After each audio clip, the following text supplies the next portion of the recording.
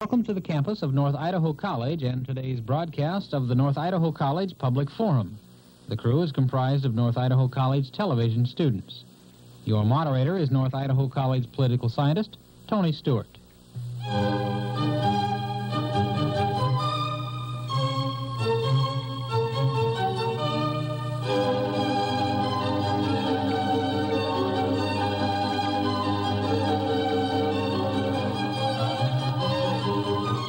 As our regular viewers are aware, from time to time on this program we do a series that lasts from 3 to 5 weeks.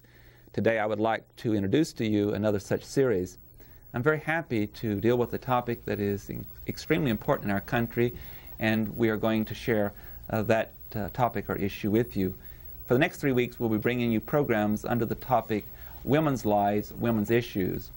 And as we proceed through these weeks we will have certain areas that we wish to emphasize. For example, today on program number 1, we're going to talk about women yesterday, missing perspectives, particularly the overview of missing women in history. I hope you'll join us again next week when on program number 2 we will talk about women today, political power, and how women are affecting the political process in such a very important way. And on program number 3 we shall talk about women today, their changing roles in society, particularly in the workforce, and educating for future change. In order to get in today's program, I'm very delighted to welcome 3 of my colleagues to the program that are on the faculty at North Idaho College. First of all is to my far left, Faye Wright, who is in the English department and particularly emphasizes the teaching in the area of literature, and she has her degrees from Western Washington University. Our second guest is Sharon Boswell, who is in the history department at North Idaho College and is a graduate of Princeton University. And our third guest today is Lynn Maddie, who is in the English department and does a number of other important responsibilities at North Idaho College and is a graduate of the University of Arizona. I welcome all 3 of you, and we look forward to questioning you today on this important subject. Thank you. I'm also happy to welcome to the panel a person that's been with me many years and is always very supportive in the programs, Mary Lou Reed, and our second panel member who has visited a number of times before, Dr. Owen Cargill, the Dean of Instruction at North Idaho College. And I shall invite Mary Lou Reed to commence the questioning. Thank you, Tony. Lynn, let's start with you. Why don't you give us this overview on why women have been missing from recorded history? Why have we been invisible? Well, if we look at the answer from perhaps an oversimplified view, we can look at 2 reasons. One is the nature of history itself. History tends to emphasize movement and change. And movement and change is concerned with such issues as war or politics or diplomacy. The powerful things. Yes, and those tend to have been men's realms. Women's traditional place in history has been one of stability rather than movement and change. So if history focuses on movement and change, it's perhaps a logical consequence that women have become invisible in that reporting. Well, does it make a difference that women have been invisible in history? I mean, it's only been, obviously women have power and they're always here. What is the importance of having some record of what women have been doing? Well, women are half of the human race, and if you look at a reporting of history from only one point of view, you're encompassing only half of that human experience. And you're ignoring the other half, and if we can divide it in half. Perhaps overemphasizing one aspect, yes, and leaving out what may be important with the cultural contributions of women. Do you want to comment on that any further? Well, in terms of the cultural contributions of women that would have changed history, if would have changed the recording of history? Well, I don't know how we can look at how that recording might have been different. What we have to look at is who did that recording, and for the most part we're talking about historians, writers, whatever, as the dominant side of culture, which is has been males, and so consequently we have just that single perspective. There's a tendency to look at the other half in terms of some cultural assumptions that really limit the perspective then that we have through history. For the most part, those stereotypic perspectives of women can be categorized in one of three categories. Women as nurturers or caretakers, women as inspiration, which in a sense is just an extension of women as caretaker, as the moral caretaker. And then if women don't fall into one of those two categories, they are the nonconformists. And so our perspective of women in history has been in that subordinate role from the first two categories, or as a kind of a kook or a nonconformist. Yes. Thank you for that introduction. Dr. Cargill. Thank you. I'd like to pursue the issue of women as nonconformists in history, and I wonder, Ms. Boswell, if you might address the question as to whether or not it's appropriate for historians to focus on women who were nonconformists in their time as the individuals that are appropriate to bring out in the history literature. Well, I think what has happened essentially is that basically, if you study, for example, American history, which is my major field, when you look back at, who have we seen in American history, we really essentially have only seen those nonconformists. Those are the people that the historians have brought out. The Carrie nations, wielding their axes and knocking down bars, or possibly in more recent times, the Goya Sinums, the people that have politically or otherwise been very vocal in their criticisms of society or the way society has gone. What I think that we're really missing, and I think the important thing, is not to dwell too long on those nonconformists, not to say that they are not important because they're the only really visible women that we've had, but rather to begin to say, well, what about all the rest of the women, the hundreds of millions of others who have obviously played a role in American history, but we don't hear about them. The common woman, the woman who has supported and nurtured, as Len was saying, American life is essentially just a stereotype and nothing more. We don't talk about them.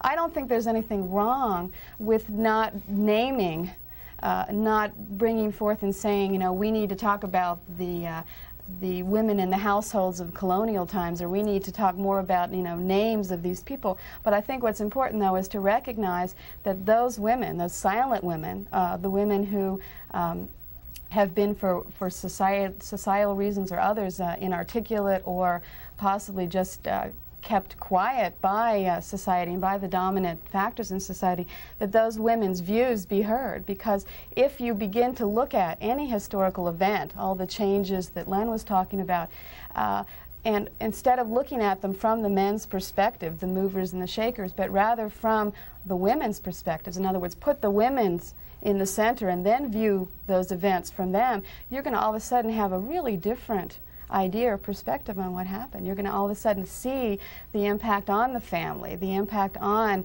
a variety of other things going on in society that you never saw before.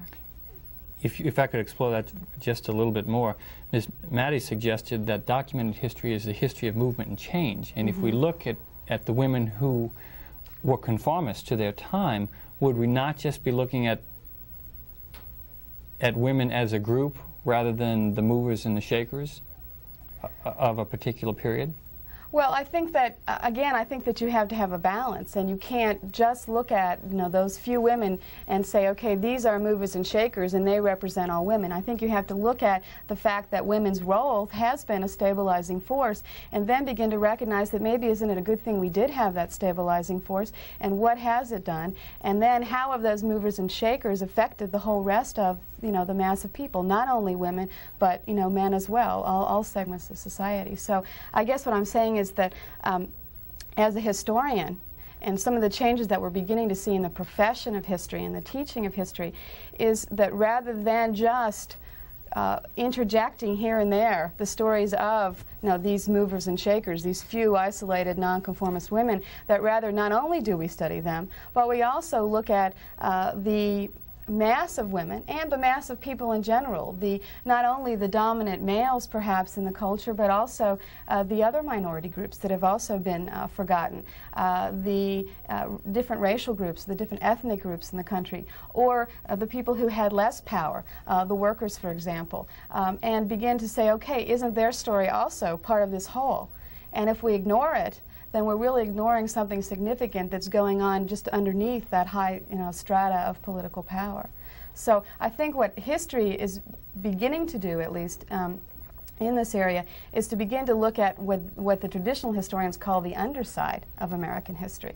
And I don't really like that term because it sort of implies, they're above and therefore this is the below, this is the sort of thing you don't want to talk about. But in reality, what they're putting, or the people that they're putting in the underside, are generally the bulk of the majority of the American people. So I think it's the hidden history. Exactly, the hidden history. And I think that an emphasis in particular in this area has been on social history and on the impact of social events, not just economic history and not just political history or military history, but rather, what's going on socially, what kinds of trends are happening in that way.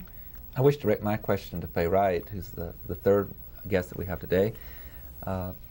Faye, you have been dealing with literature a long time, and I have had some appreciation of what's been happening in this country recently, about not only in literature but in history textbooks and so forth.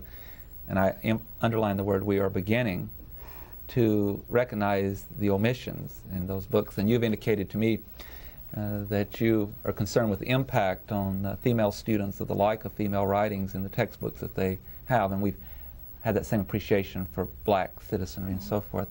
Would you like to elaborate what you mean by the statement of how it is affecting women in the classroom? Okay, yeah, I would.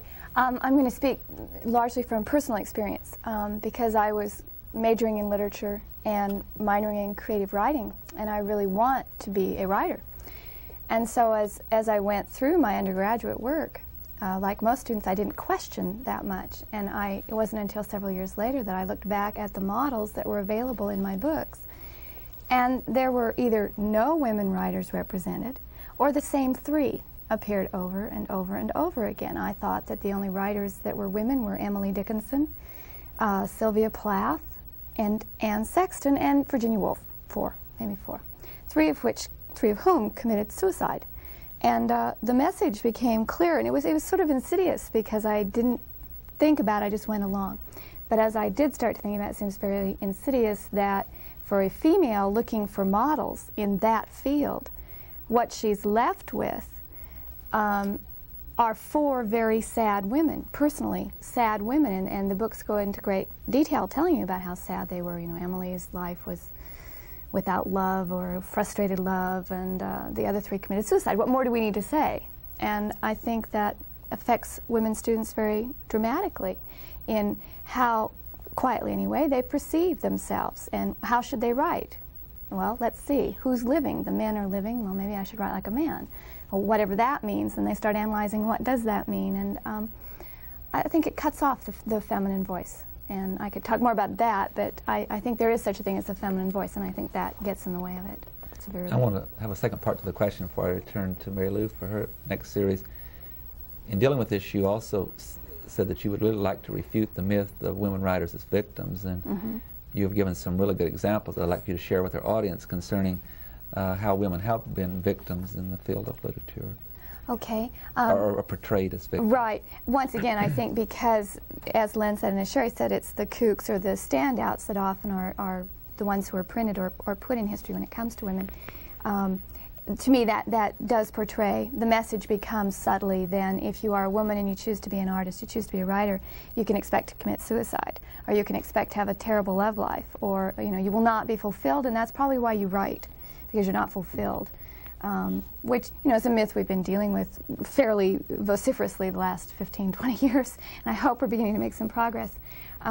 Women write all the time. We have journals that are now coming into print that we're beginning to see that women have been writing all along, and they are not victims, they are not in insane asylums, and they did not all commit suicide. And I would like to see more of that emphasized, that it can be a very healthy activity to be a writer. You need not be crazy. And much can be said about male writers too. It just usually isn't emphasized so much. Most of them are considered alcoholics, and I think that there's a lot of that mythology that could be refuted. We need more models, more variety. Thank you. Ladies and gentlemen, if you've joined our program in progress, we are starting today the first of a 3-week series on the topic women's lives, women's issues, and we're very happy today to have 3 members of the faculty at North Idaho College to discuss the first program, women yesterday, Missing Perspectives, and I would invite Mary Lou Reed to continue the question. Well, I would like to ask all three of you to discuss this issue of the feminine voice from a historical perspective. And Faye, I believe, has been alluding to the issue of diaries and journals that are now just surfacing. And would you like to comment on how you feel that this is coming forward in terms of saying things differently and saying different things? Well, from a woman's, yes, use the feminine voice if that is the comfortable category. Well, I think women, because of the roles they have traditionally assumed, have perspectives that men might not have. In a traditional caretaker role or nurturer role, they're concerned with making things work. And consequently, the subject matter may be different.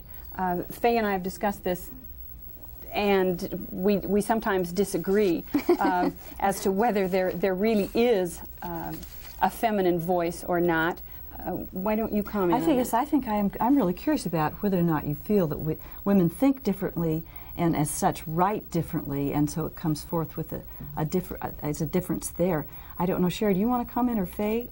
Take over there. I was going to just comment from my own field, and maybe I'm going off a little bit from the actual intent of your question, but in terms of history, one of the areas that I'm interested in is the West, the Pacific Northwest, but the greater West, and movement of women to the West. And if you look back at the study of the westward movement, essentially, again, it's always been looked at as the study of men moving west. And one of the sort of foundations of, or the beginnings at least, of thought in American Western study, of course, was Frederick Jackson Turner and his frontier thesis that, the frontier has molded or shaped the American character and has made us more independent and more egalitarian and all these things. But I think that one thing that, of course, Turner left out, and I think a lot of other historians since then, is, again, was this what it did to women, too? Did it make women more independent and more egalitarian? Did it really shape all of American character, or just the male American character? And I think we're beginning to discover the answers to those questions and others about what women's experiences were going westward through their own words. And although much of frontier study, for example, is being based on diaries and letters that women wrote. And in those, we begin to see that, in fact, women had different roles than we've always sort of placed them in terms of the westward movement. And they did have very different perspectives. Many of them did not want to go west. They were leaving behind their network of, feminine sharing of ideas, because they were out, on their own with their families. And we're beginning to see that more. We're also beginning to sort of shatter some of the myths that they were the gentle tamers, that when they came out to the West, that they uplifted the sort of moral tone of all the rowdy men that were already out here. I don't think that women, when you read their letters and read their perspectives, saw themselves as civilizers of the West, but rather as partners, as people who were sharing in building communities and building families. And that when you really look into what they did, what they said they did, that in fact you begin to see that they assumed many of the tasks that we've always said the men did, running the farms, really building the communities. So I think, again, their perspective, at least from that really narrow historical perspective, really shows us a whole different side of the westward movement, at least.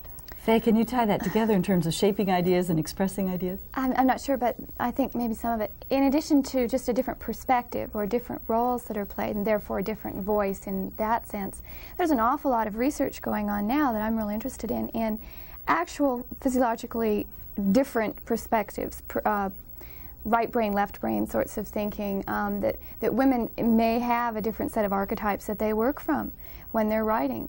And so when I talk about woman's voice, it's a real sticky business, because I don't mean that women sit down and write only sweet, flowery things, or they only write about their kitchens or children, or I've even given a test in my women's literature class where I have students identify anonymous pieces of writing and say, do you think a man wrote this or a woman wrote this? And the tests show that 50% of the time they're right and 50% of the time they're wrong. It really is very difficult, if not impossible, to tell in that sense. But in drawing from a reservoir of images, and I'm thinking particularly in poetry, I think there is a real different set of archetypal images that women carry with them that have just been lost, have been repressed, and looked at from the outside instead of coming from the inside. And so this is yes, embroidering on the whole thing that has been missing, because we perhaps think differently, express ourselves differently, and as such, the language. Do you think the language is? This was my first question. Do you think we use language in a different way? There have been several studies done that show that women writers do use language and use a lot more parenthetical information, a lot more asides, which were conversational.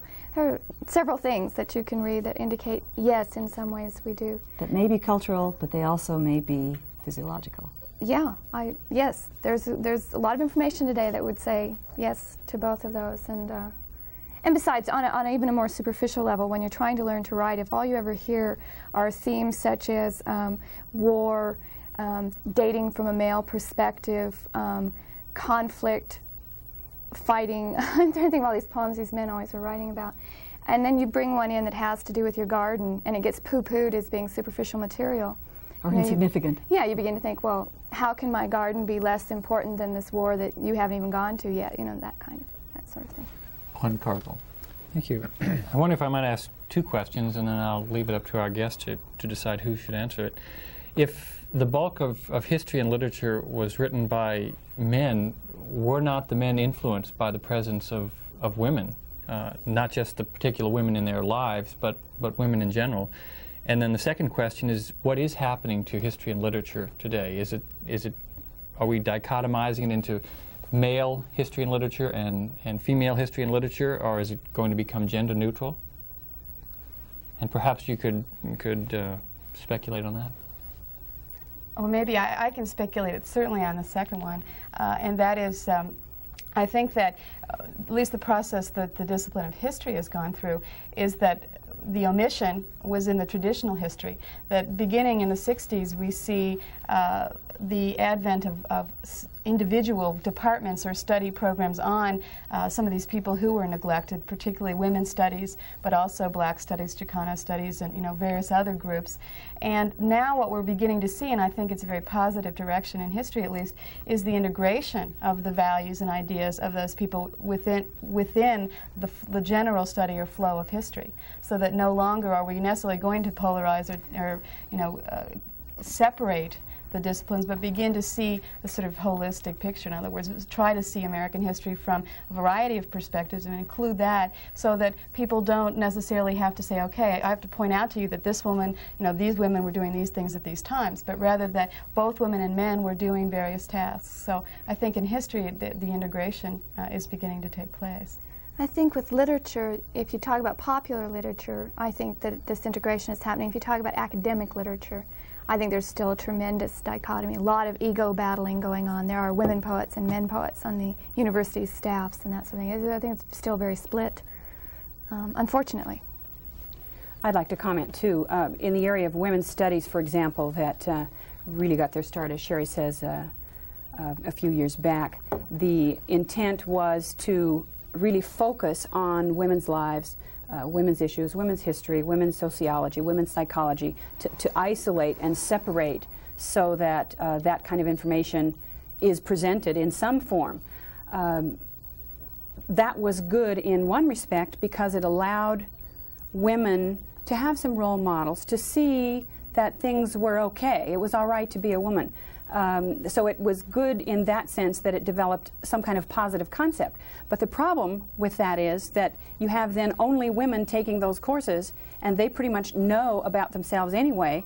And how are you going to affect the whole population if you don't also have males in that class? So as Sherry mentions, the move is toward integrating all of those ideas into the curriculum. There has been all kinds of scholarship on women's issues in whatever field. The problem is in the academy, getting that scholarship recognized as a legitimate scholarship. As Faye said, it's sort of poo-pooed. It's not as significant, and consequently it's very difficult to integrate that kind of thing into a curriculum unless you re-educate the people who are doing the teaching of it. And from a teacher's standpoint, it's oftentimes very difficult to come into contact with that new material. The body of literature has always been this.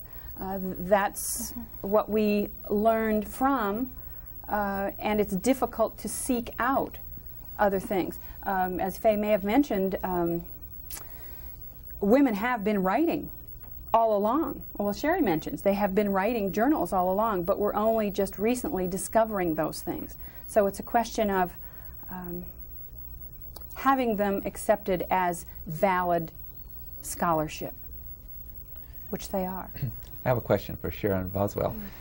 If I'm off base, please indicate. So, I attempt to be a student of history, although it's not my first field. I've taken a number of courses, and in reading of history, I would certainly agree with you that the role of women in history recording is certainly lacking in many great ways.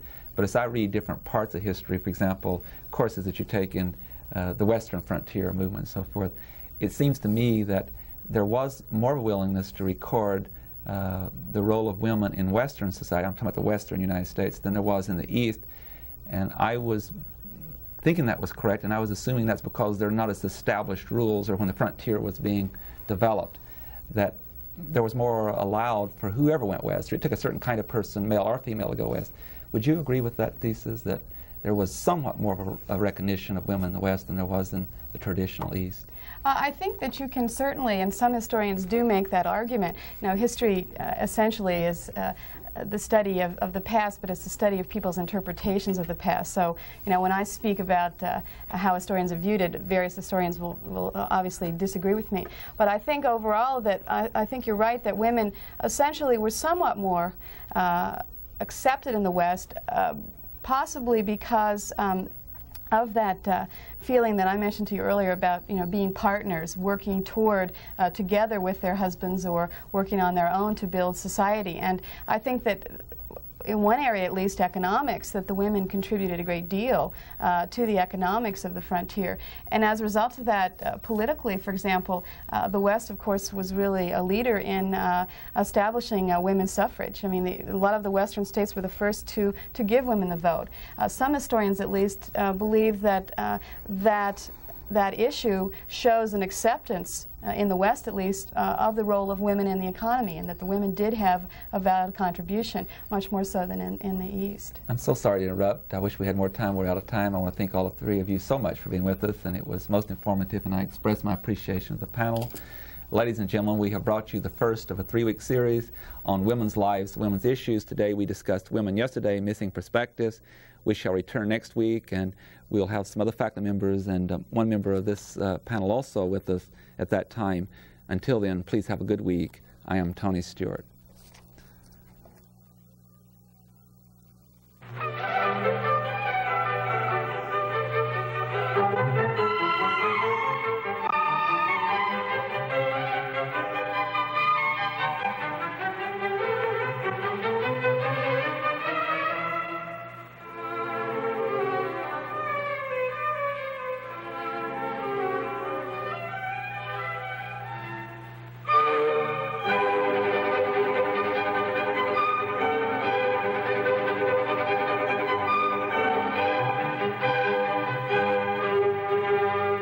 The North Idaho College Public Forum can be seen at this same time each week over this station.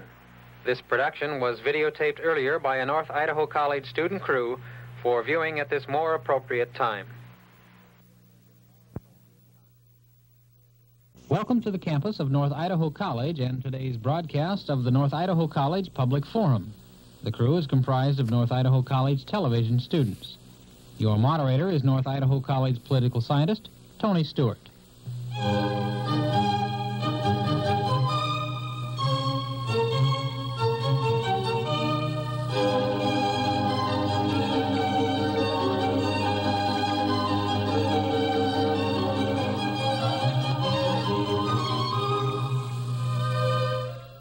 I am so happy to welcome you back to part 2 of a 3-part series on the topic Women's Lives, Women's Issues. As you recall, if you were with us last week, we were discussing Women Yesterday, Missing Perspectives. Today we're going to deal with the subject Women Today, as it relates to political power. In order to accomplish our goal of discussing that subject, I'm very happy to welcome two guests to our program today. Our first guest is Jeannie Gibbons, who is a resident of Coeur d'Alene. She is a former member of the faculty at North Idaho College. She is involved in a tremendous number of community activities, and she's been appointed by the governor of Idaho to a number of state commissions and is very active in numerous issues and political activities, and certainly has an expertise to discuss this subject. And Jeannie, we're happy to have you with us today. Thank you, Tony. I'm happy to be here. I'm also very happy to have Lynn Maddie, who is a member of the faculty, a colleague of ours at North Idaho College. She is in the Department of English.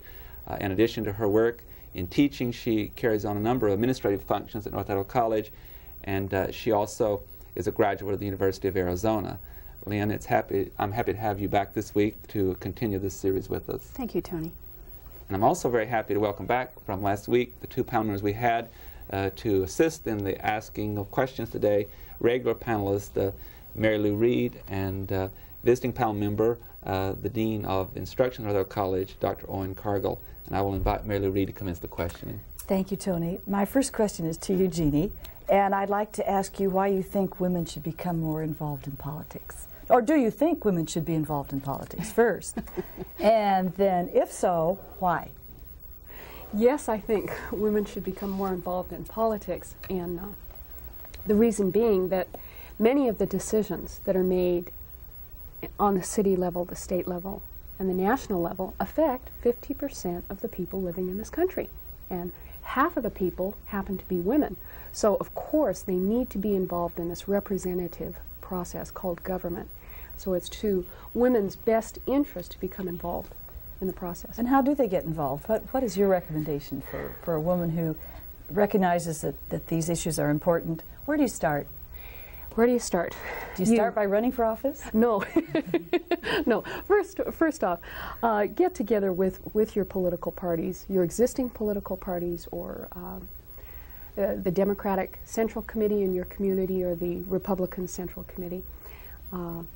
If you happen to be attending school, there are all kinds of political activities going on that are not necessarily partisan. Say the nuclear movement, anti-nuke movement, is not necessarily partisan, but it is indeed political. And that is a way to get involved and understand the process. So politics is just the art of persuading and influencing. So you can learn it either on a partisan level or a nonpartisan level. Start with some committees. Start by getting involved, by observing and by learning. Mm-hmm. And what are the strengths you think that women have to bring to this process? We often hear a common criticism about government, that government is not responsive to the needs of the people. And one skill that I think is that women are born with is an ability to listen, to digest, to reflect back to others, to be a mediator, negotiator kind of person, to resolve problems with a minimum amount of hassles. And those are the kinds of skills that women just have. They don't have to go out and learn how to be that way. They're just born that way. They are natural leaders. We just haven't evolved to the point where we're in the position of leadership. Thank you. Owen Cargill. Thank you, Ms. Maddie. I'd like to pursue the aspect of women in politics along the lines of women's rights and equal rights in general. We think of ourselves as a nation of people, all with the same rights. Is it your feeling that women in fact do have the same rights as men? Well, it's my opinion that they should have. Whether in fact they do is an issue that is major today. Unless women live in certain states, they really are not guaranteed equal rights under the law. There are some states that do have an equal rights amendment, but in those states that do not have an equal rights amendment, there is no guarantee of equal protection under the law. There is no guarantee of equal rights under the law. I should make that distinction. There are those who say, well, the Constitution says all men are created equal. And some people say, well, we need to interpret that in the generic sense of all human beings. But court interpretations have in fact proven that that is not the way it's interpreted.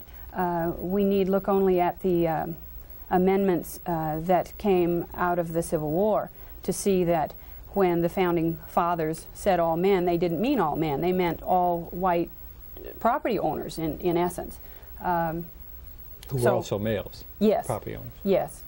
Yes. It's true that women did receive the vote ultimately through the 19th Amendment, but that was all that amendment guaranteed, was the vote. Some people say, well, the 14th Amendment is the amendment that offers protection for women. And it does and it doesn't. Amazingly enough, it was not until I think it was 1971, the Reed versus Reed case, which happened to be an Idaho case, that the 14th Amendment was actually applied in a positive way to women's rights. Historically, the court before that time used the 14th Amendment to say, no, this doesn't mean women, even though, and I don't know the words exactly, but it says something like all persons will be citizens. That's the amendment that provides for equal protection under the law, for due process. But it doesn't provide equal rights for women. Would you be able to cite some of the rights that you feel have been abridged for women? Well, I think one component of contemporary literature suggests that women in the workplace do not receive the same pay for the same work, and that while there may be statutes on the books indicating that is inappropriate, we still on occasion find that situation does exist. Yes, we have a number of federal regulations that supposedly provide for equal pay or equal employment opportunity or equal education, but that doesn't always happen because those federal regulations are subject to enforcement by the executive branch, and whether those laws are enforced or not through the various departments, the Department of Labor, the Department of Education, depends on what the philosophy is of the chief executive. And so consequently there is no hard and fast guarantee that there will be equal pay, only because if the Equal Pay Act is not enforced, then in essence there is not equal pay. So it's a question of enforcing those regulations that we do have, and those could be withdrawn really at any time. I'm sorry to do this, but I cannot resist as a political scientist. You're in my element, and I just want to really support you, and I hope you don't mind my doing this. In relation to what you have said, Lynn, when you talked about some states have added the Equal Rights Amendment to the state constitution, and there's a lot of case law that indicates that if a state wishes to go even beyond the Constitution, every state must give them minimum rights that the U.S. Constitution, but that does not deny them to even go further. And unfortunately, the last count I had, there were only 3 states that have added the Equal Rights Amendment. So I was very happy that you made this point. So you're not talking about a lot of the population that's under such a provision. May I take this one step further with you and let you respond to that? I have debated several times recently that under the Constitution of the United States, if one cares to read the 14th Amendment of the Constitution that applies to the government in this country, it says that no person shall be denied equal protection of the laws. And I'm going to give you this chance to support this theory if you choose to do so. When I read that, it seems really clear to me, persons are all human beings, and it says simply not denying equal protection under any aspect of the law. And I'm suggesting to you that if the U.S. Supreme Court wishes to have the willingness to interpret what is just simply there, could we not, under those circumstances, really cover all aspects of discrimination? In theory, I think yes, we could, but I think you have to look at historically how the courts have interpreted the 14th Amendment, and prior to the Reed versus Reed case, and you're the expert, I'm just superficially knowledgeable in this area. The Supreme Court has interpreted the 14th Amendment, and I'm not sure what the year was, but the first time the courts really interpreted the 14th Amendment, it had to do with a woman named Bradwell, who was trained in the law and wanted to come before the bar and practice law, and I think it was in Illinois. And they prohibited her from doing that because they said that the 14th Amendment did not intend for her to have other than just the superficial protection under the law. That didn't mean that she was able to practice law. Another interpretation or an illustration of how the 14th Amendment was interpreted occurs with Susan B. Anthony, who, in attempting to vote, stated that she felt the 14th Amendment granted her that right. She was arrested and taken to court, where she was tried as a criminal, not allowed to speak in her own behalf, not allowed to present her argument except through her attorney, and was found guilty of violating the law, and no, the 14th Amendment did not apply to her. So it's really only been recently that there is some interpretation of the law of the amendment that way, and it depends on how the courts are going to read it. Mm-hmm. Yes, you and I, as reasonable people, would say that, but that's not always what happens. Well, I guess what I was giving you an opportunity to do, and I think you've done that, that is, even though at certain periods of time the court might not be willing to do that, that doesn't take away from the fact of what the language says, and that through time it can change. It was like the issue of segregation. For a long time, mm-hmm. the court refused to interpret the Constitution that way, but under the very same language they later did. So I guess I'm asking, isn't there great hope? The language is there. Now it's a matter of getting that interpretation. And I guess I want to build a bridge, if I may, if you don't mind, to Jeannie. In this whole process, there's more than one theater that's being played out at a time. And let's talk a little bit about the gender gap in politics in the United States. You're someone that's very astute on that. Is that a way to deal with it within the political arena, and that maybe through that process and the electoral process that it encourages that interpretation of that language? Yes, yes. We're looking at new applications of laws that would strengthen and empower women. There is the so-called gender gap, and it is definitely real, and the gap is widening with the current administration. The gender gap is a term that basically means that there is a large bridge to cross between the administration, I'm talking about the Reagan administration at this point, and women. And the president also has not just a gender gap, but a racial gap and a income gap. But we're here today to talk about the gender gap. And that gap is a result of economic inequality. It widened even further during the drastic budget cuts.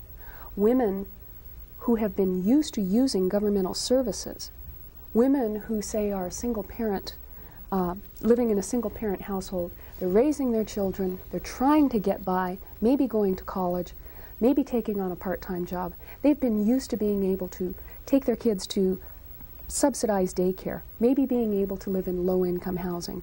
And all of a sudden those programs are cut. And women have felt the impacts of the budget cut more drastically than men have. Also, the sex discrimination has continued. What we've had with other presidential administrations is use of use of affirmative action. And affirmative action is still in use, but it's been basically slowed down. The office still exists, and people are not actively pursuing and using the spirit of affirmative action. Also, the gender gap was widened when the president presented his budget, cutting domestic spending and putting all that money into military spending. That affects women. That affects women that are trying to take care of themselves and take care of their families. So, yes, the gender gap does exist. It's widening, and I think the president is in some real political trouble right now with that gap. Mary Lou Reed. Well, Jeannie, do you think that women really do vote as voters? Do they decide that on issues?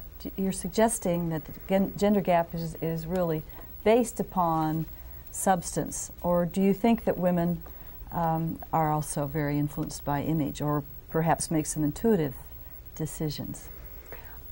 I think women, well, for a long time we were not able to measure how women voted, and it's only been with the exit polling now that can we track how women are really voting.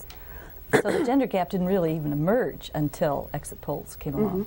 So this is a new thing, and what we're seeing is that women do vote differently than men. One stereotype of a woman voter, which was just a theory, but no one could prove it, is that women vote for handsome, macho candidates.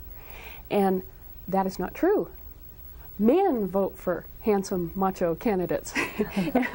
They certainly did the last time we had a presidential election. They elected a macho, shoot 'em up, bang, bang kind of president, and that's what the men did.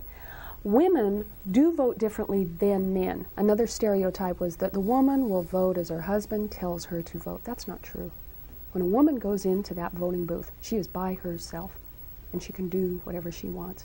I know that feeling because you have friends that have differing opinions, and I know the comfort and the solace of being alone in the voting booth. So, some statistics that I've been able to get out of this book, it's hot off the press, it's called Why and How Women Will Elect the Next President, and it's by Eleanor Smeal. It's a very now, and it's a very good book, so I highly recommend it. Out of her book, she does say that 60% of the Democrats are women in the Democratic Party. 23% of the Republicans are women. So we're seeing more women being attracted to the Democratic Party because of real issues that personally touch and affect women, the pocketbook kind of issues, the economic issues, the inflation. Women watch the economy more than men do, I'm convinced, because women are the ones who have to deal with stretching that budget, hoping that you'll get some raises, and they're very personally touched by the economy. It's interesting that men will vote for the macho type. Do you think that's because men would vote for the person they identified with, and women might perhaps also change their voting patterns if they were voting for a woman candidate? It would be more on the grounds of identification than on issues. Perhaps a sentiment of I would like to be that kind of person. I will vote for that person. Voting on an impression rather than on substance. I guess I'm just underscoring that probably it's really complex how people vote, and it's just interesting that these can begin to be sorted out. We'll see more of it in the next 10 years. I wonder, excuse me, I wonder if you could elaborate a little bit on what characteristics men choose when looking at women candidates to vote for. That's an interesting question, because Eleanor Smeal says that men voters will equally accept a woman candidate if they have the qualifications, some experience, and they are starting to look at candidates that perhaps can grapple with the issues, and oftentimes women candidates will start mouthing what the men candidates have spewed. Did that hit your question? Well, do men voters tend to vote for women who are physically attractive, or do they vote for women who are politically astute? If men tend to vote for macho men, when given the opportunity to vote for a woman, what kind of image should she project in order to garner male votes? I would say that they would want to present a serious image, one that is not real sexy, but one of wanting to get down to business and to do some work. You see many women involved in the upper echelon of political parties, and they're the kind of women that roll up their sleeves and like to get down, do the business, make decisions, involve other people, have more of a business-like attitude. Those kinds of women candidates go over real well with men. Lynn, I have a question for you in relation to some comments that I've seen of yours, and I hope that I'm interpreting this correctly. You have spent a lot of time looking at the issue of what is equal rights, And we've been talking about the 14th Amendment, and you've mentioned some other acts, that, like the Equal Pay Act of 1963 and so forth. There is this legislation that's national, and there are various states with legislation. But I'd like to give you this opportunity to talk in somewhat more specifics about particularly at an area that we are closer to that we can effect, and that is our state and local governments, because we're closer to the people that make the policies. What would you recommend to our viewers that needs to be done in the form of legislation in relation to women's issues?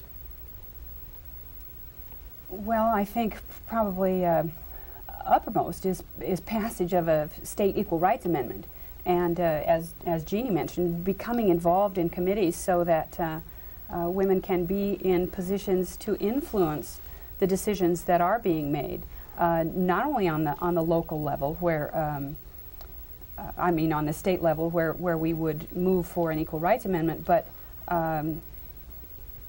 writing letters, influencing our congressmen, our senators, to support those issues nationally that protect women's equal rights.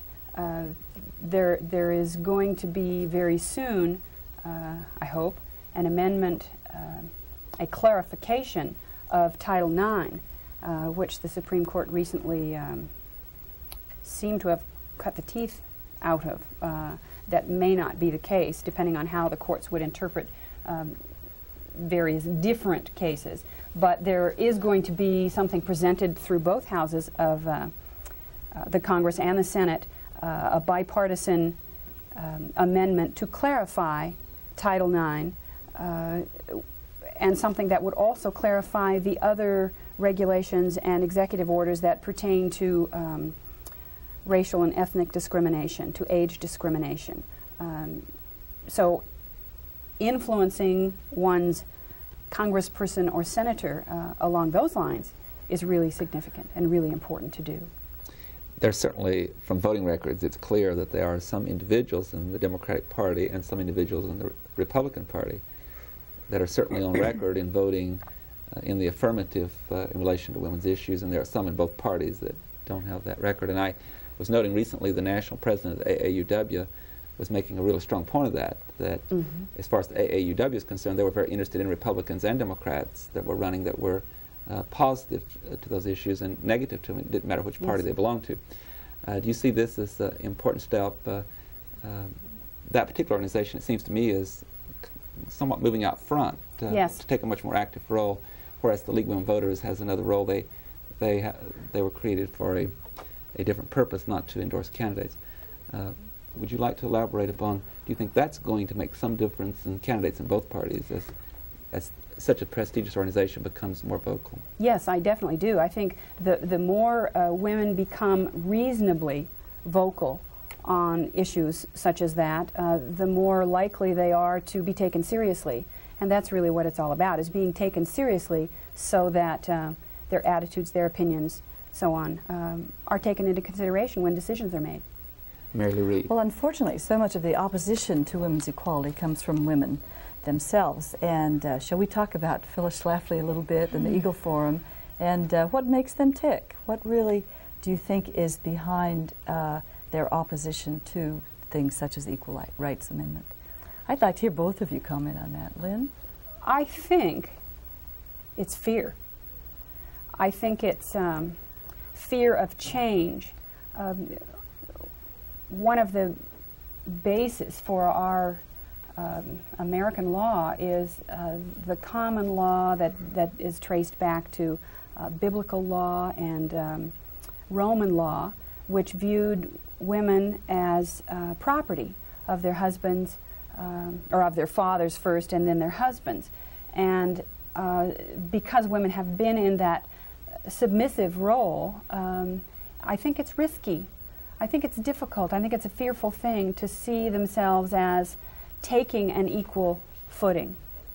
Do you think they're also comfortable with the power position that they have established within the family? Power position as a subversive force? As a different kind of force, yes. Possibly. Jeannie, do you have any comments on the Eagle Forum? Eagle Foreman Phyllis Schlafly, I feel I liked your answer, that it's probably fear. And I was thinking in the same lines, but it is fear, threat, and it's the inability to face up to our changing times. Mm-hmm. When you look out at the young women that are out running in track, and they're playing basketball with the young boys, and it's a brand new world out there for them, and they're staking their claim in the world. It must be threatening and fearful to those kinds of people. And are they a rising or a sinking force? I'd say they are a sinking force. They are a sinking force if many of the people do what they say they are going to do, like the AAUW. We also have a National Organization of Women, the National Women's Political Caucus, the Women's Equity Action League, that are all planning a big, massive effort in public awareness and getting out the vote, informing women voters on what has happened during this administration. So it's exciting. With that, I have to bring the program to conclusion. Again, the time has gone very rapidly, and I want to thank both of you for being here and answering our questions and taking time to do that. Thank you very much. Thank you. And I express my appreciation to the panel. Ladies and gentlemen, we have had part 2 of a 3-part series on women's lives and women's issues. Today we talked about women today as it relates to political power. I hope you'll be with us again next week at the same time, when we will talk about women today, their changing roles, particularly in the workforce, and educating for future change. And until that time, please have a good week. I am Tony Stewart.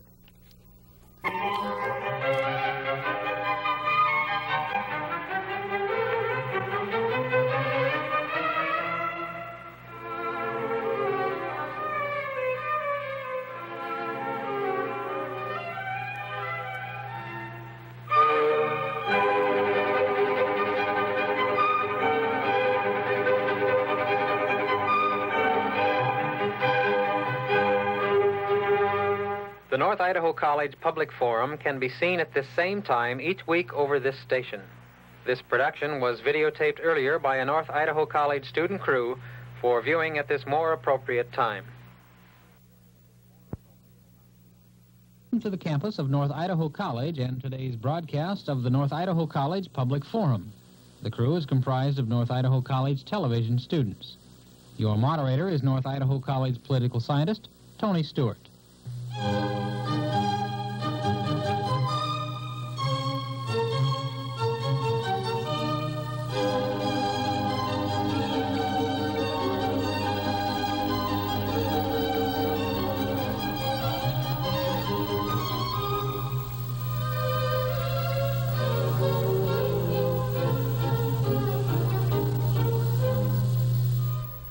Welcome back to part 3 and the final week of our series on women's lives, women's issues. As you recall, in the past weeks we have talked about women yesterday, the missing perspectives, and the second program was Women Today, Political Power.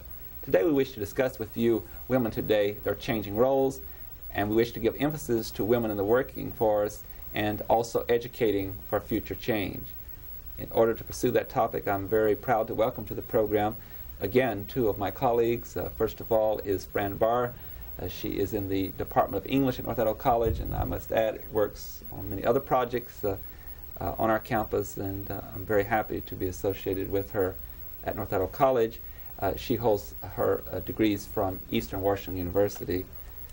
And I also want to welcome back Lynn Maddie, who has been so cooperative through this whole series and has been not only on all 3 programs, but has assisted in structuring and organizing. Has had so much to do with putting this production together, and we thank her very much. She is also in the Department of English and also has administrative duties at North Idaho College, and she is a graduate of the University of Arizona. Welcome to you both. Thank you. Once again, as always, happy to welcome back a regular panelist who has been with me for so many years and has done such an excellent job on the program. And I haven't done this in some time. I would like to point out that Lou is a graduate of Mills College, and she also did her graduate work at Columbia University. And occasionally, Lou, I need to remind our new viewers of your background. And I'm also happy to welcome to the program Dr. Owen Cargill, who is the Dean of Instruction at North Idaho College, and I would invite Mary Lou Reed to commence the questioning. Well, here, Tony, you have mentioned my credentials, and my first question is really very simple, and the simple one is to Fran, are working conditions for women getting better and better, really? Well, I think for some women that's true, that they are getting better. For instance, I was reading a book by John Naisbitt, it's called Megatrends, and he pointed out that 10 years ago, only 5% of the women, only 5% of the people who were trying to get MBAs were women. Today that number has increased to 25%. As in terms of lawyers, 10 years ago 4% were actually practicing law, and now it's 16%. And in terms of people who are trying to get degrees in law, 10 years ago it was 8.5%, and now we have 33%. So you can see that women have moved into positions of power, at least, into the professional world. For the majority of women, however, I don't think things are looking so good. As a matter of fact, in 1950, women were earning 62 cents for every man's dollar. In 1980, women were earning 59 cents for every man's dollar. And in Idaho, from the information I can glean, Idaho women are earning 52 cents for every man's dollar. So we really are sliding. So it's a real mixed bag. On the other hand, you are saying that the opportunities for women are opening up, opportunities in management. And why do you think that so many women are being attracted into business, that they do want to get MBAs? What is the pull there? Is it because it's money, power? Well, I think it is probably has something to do with money. Money, for many people in our country at least, is a sign of success. And if you can be successful, it's in terms of dollars and cents many times. Now, I don't think that's true for all people, so it would not be fair to say that. But yeah, I think money is very important. Do these women still have to be twice as smart as men in order to get into law school and med school and business school? I don't know if that's true. I think that women have to certainly be very competitive, and they do have to reach beyond what maybe has been expected of them in schools. They have, in some respects, been shuffled away from the kinds of classes that teach them the skills to be competitive in a man's world. And so they have to stretch many times and go beyond what they have socially been conditioned to do. So I think, in a sense, they have to be wiser and smarter. Thank you. Dr. Carton. Thank you, Mrs. Stewart.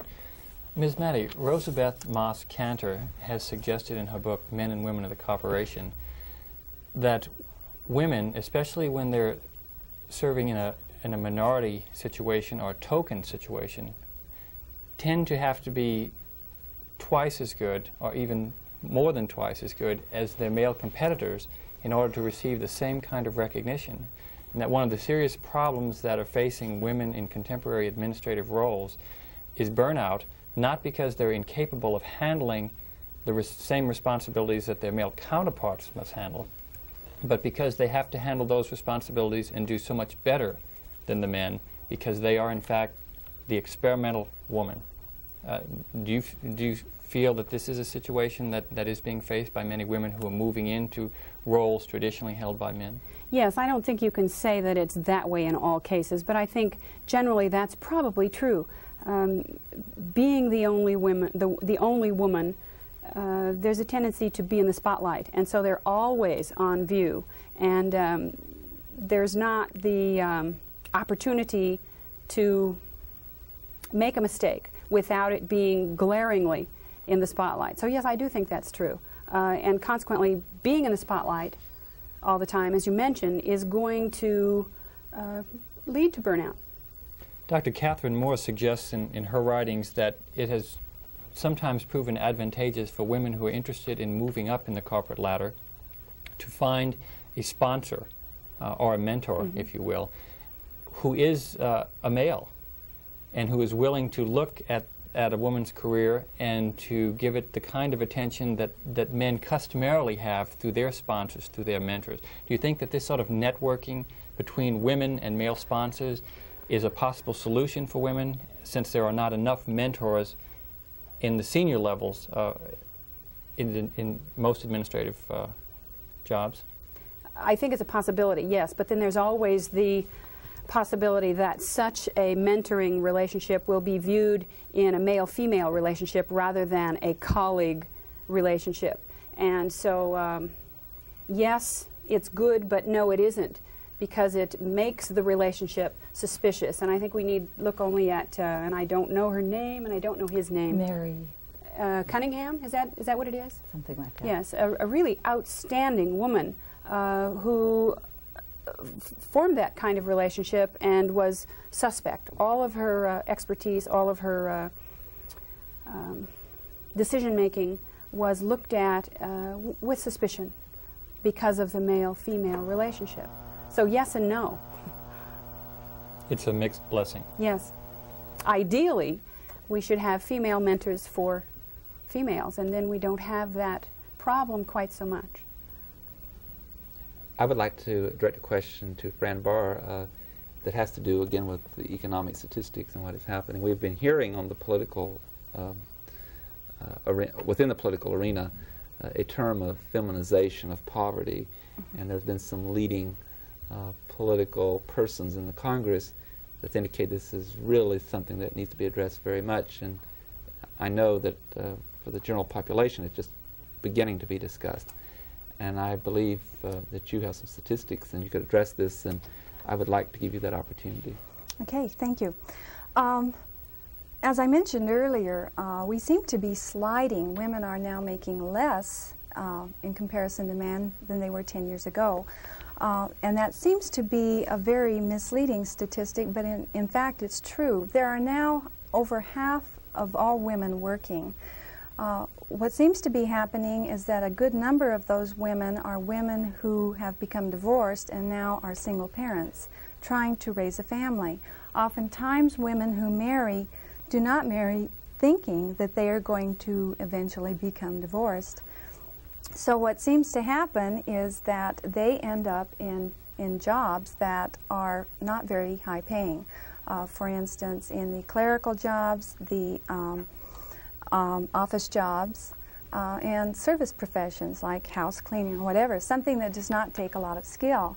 And in addition to that, we are finding that this particular presidential the chief executive, has been pushing cutting programs that have previously been beneficial to women in those particular positions.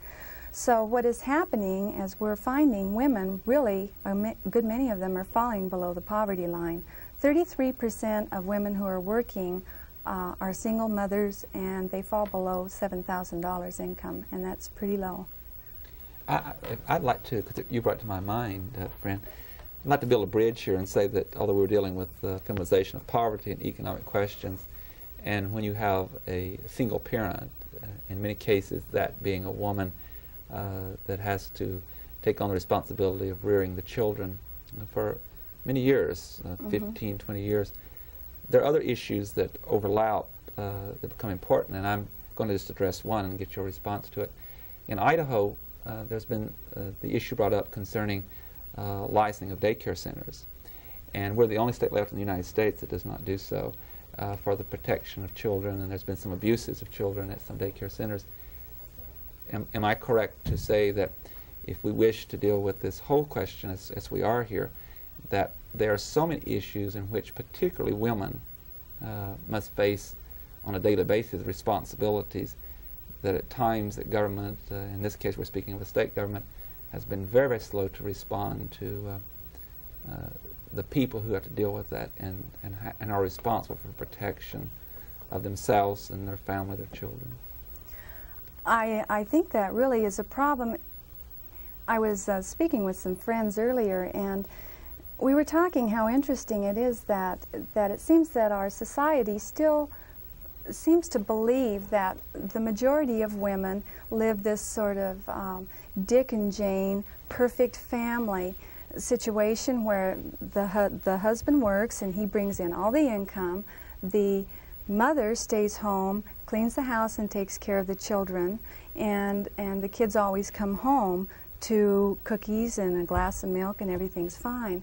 But knowing that at least half of the women in our nation work, and that there's a good many of them, I think half of those who make under $10,000, that our government or someone needs to start paying attention to the fact that we do need child care facilities, that we need to have somewhere we can take our children where they will be safe, so that a woman who must work can at least go to work with that particular problem in her life, you know, taken care of. So that has a relationship to economics too, doesn't it? Because if certainly you does. start getting a difficulty, if you don't know where you can take the children, it can affect your job and your employment, and what Yes, you're going to be able to do. absolutely. Or even where you're going to live. Mm-hmm. Okay, thank you. Ladies and gentlemen, we are in the middle of our third program. We've had a 3-week series on women's lives, women's issues, and today we're talking about women today, their changing roles, and we have with us 2 members of the faculty at North Idaho College from the Department of English, and they have other duties too to perform at this institution, and that is Fran Barr and Lynn Maddie. And we shall continue the question with Mary Lou Reed. Lynn, could I ask you to discuss a little bit the problem of the superwoman syndrome? We have so many women who are trying to excel at their careers and trying to excel at home and just trying to be everything they possibly can and do it right, and then end up not perhaps burned out, as Owen was suggesting, but at least loaded with guilt and tired and not necessarily able to cope all that well.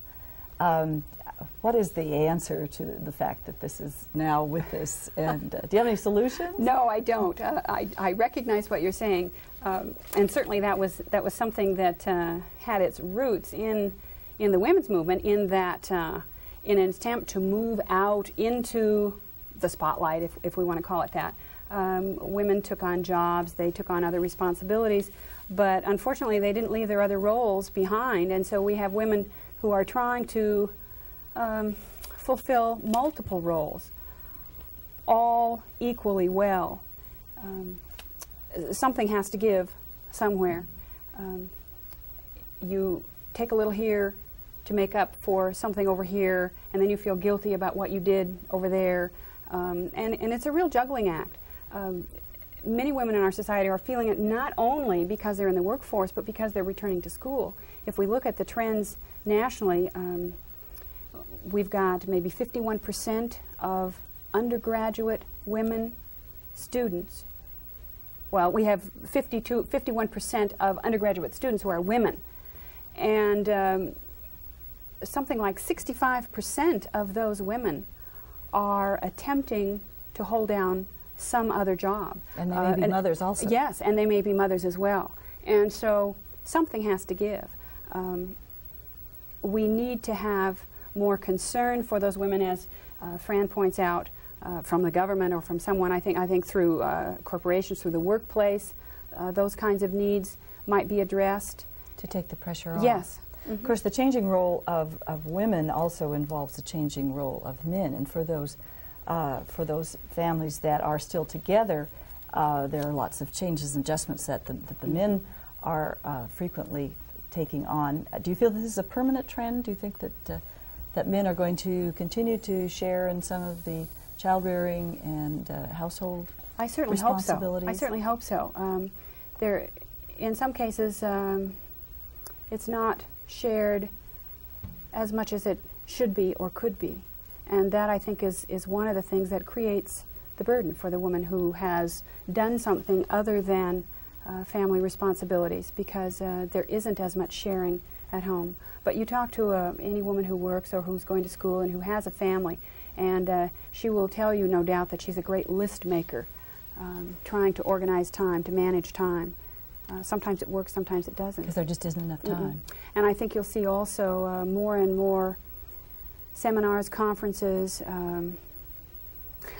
sanity clinics that are aimed at providing women with those kinds of management skills, stress management skills, how to juggle multiple roles, how to handle stress, how to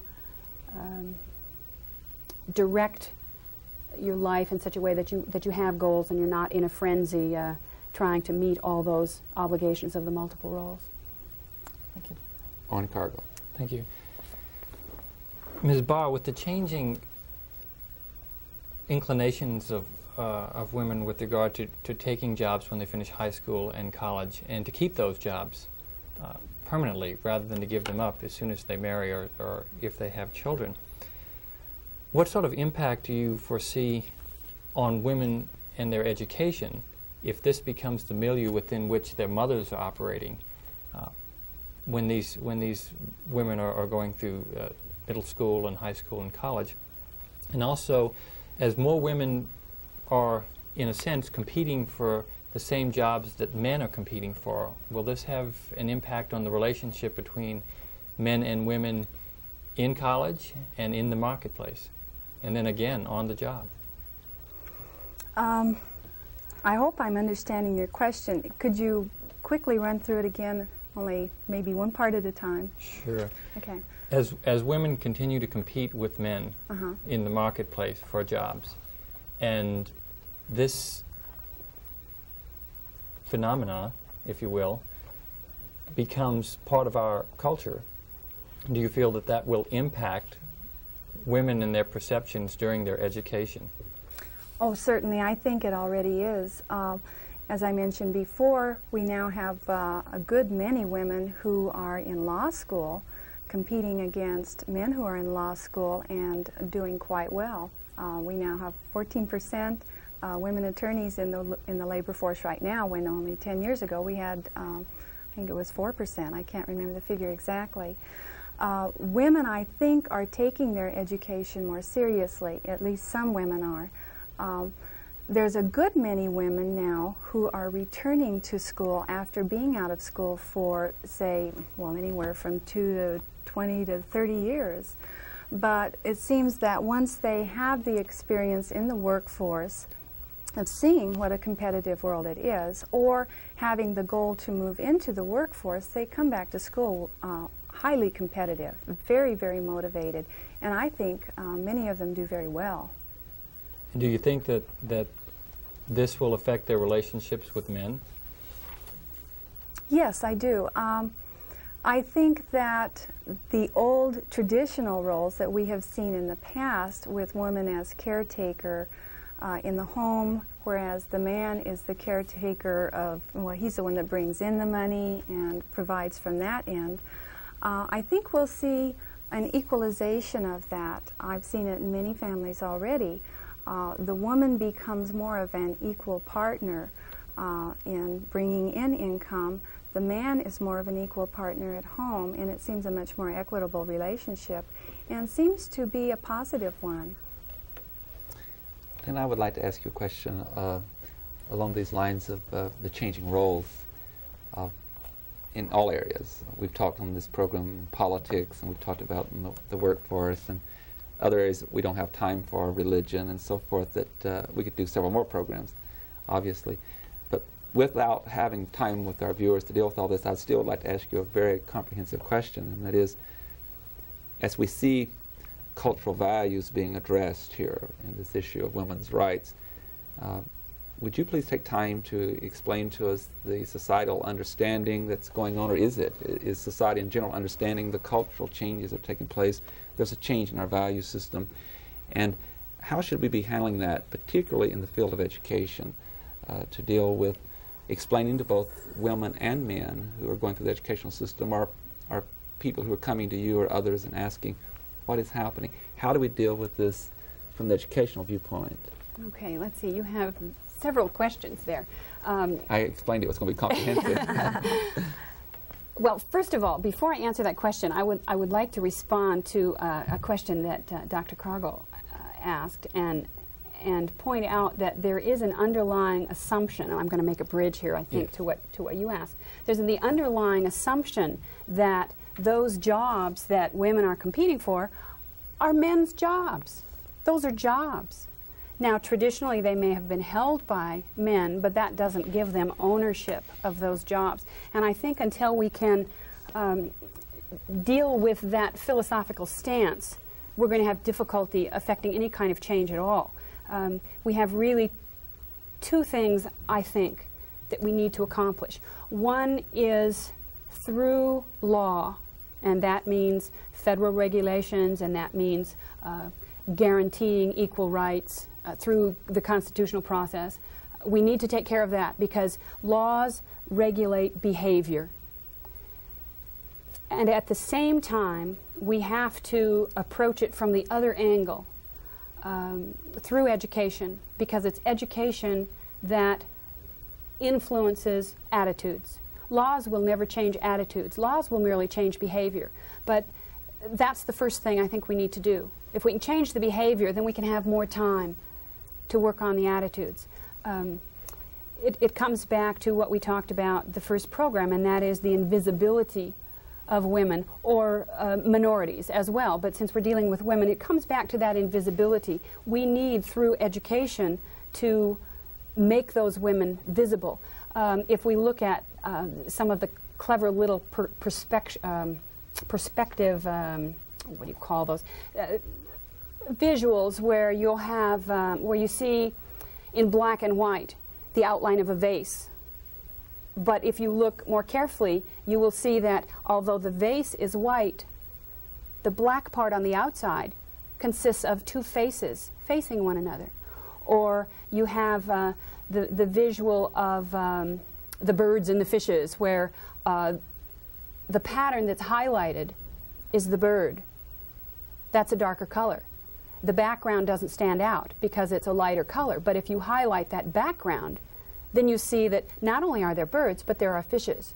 And that's really, I think, what we need to do with our education process, is to expose all sides of the human experience so that we can build a change in attitude. Mary Lou Reed.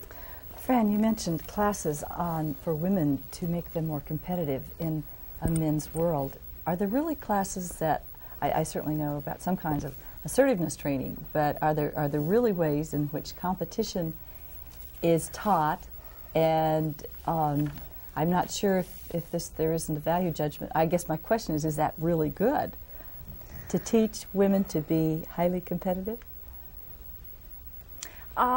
First of all, are there really classes that tell you how to compete? Okay. Well, no, not that I'm aware of, and maybe I didn't express myself in the way I meant to. There are assertiveness training classes, and those are designed really to help women be more assertive in, say, a room full of men or in a situation that is threatening. I think in a sense that can be dangerous. It's the same sort of thing as the dress like a man, you know, dress with a suit and a tie and very formally and wear black shoes. You look like a man, then you'll be treated like one and you can get a good job. I think the thinking there is possibly a little skewed, because I don't think women want to be men. They just want to be treated equally. I don't know exactly what the answer there is. I think that as more women become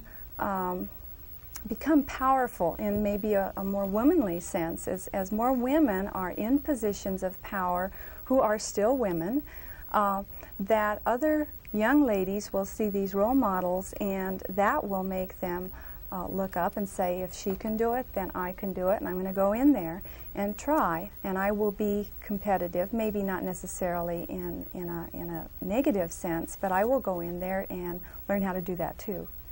Yes, thank you. Dr. Cargill. Thank you. Ms. Maddie, I'm wondering if you could just briefly discuss for us some of the changes that may be taking place in education at the post-secondary education level that are helping to bring both men and women to a greater awareness of the role that women can play in society. Well, there are a number of things that are happening. As I mentioned earlier, on the earlier program, there has been extensive research done that we categorize as women's scholarship. That needs to be validated by those who are in positions where they can convey that information to students. That's number one. There is the body of scholarship. It just needs to be recognized and passed on, which is what education is all about. Secondly, there are a number of organizations nationwide who, in operating through grants from the Carnegie Corporation, from Ford, are funding various grants to do studies and pilot projects that involve integrating women into the curriculum. One most recently that North Idaho College has been involved with is the Montana State University project to integrate women into the curriculum, and they awarded 10 grants to various schools throughout the West to accomplish that project. I'm so sorry to interrupt. We're out of time. I want to again express on behalf of our staff a very sincere thank you to all of you who have been here the 3 weeks, and particularly recognize Lynn Maddie for her organization of all of this. And thanks to the panel that's been with us all 3 weeks and so dedicated. Ladies and gentlemen, we're concluding a 3-week series on women's lives, women's issues. We hope you've enjoyed that series. We think it's been a very important significance to all of us, and we hope that you will tune in again next week at this very same time. And until that date, please have a good week. I am Tony Stewart.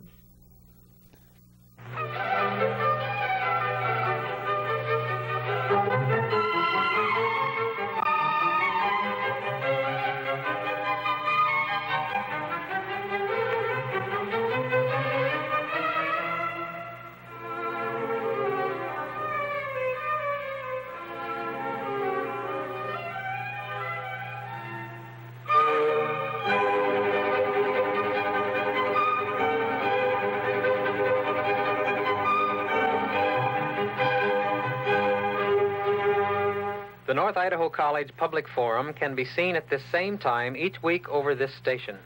This production was videotaped earlier by a North Idaho College student crew for viewing at this more appropriate time.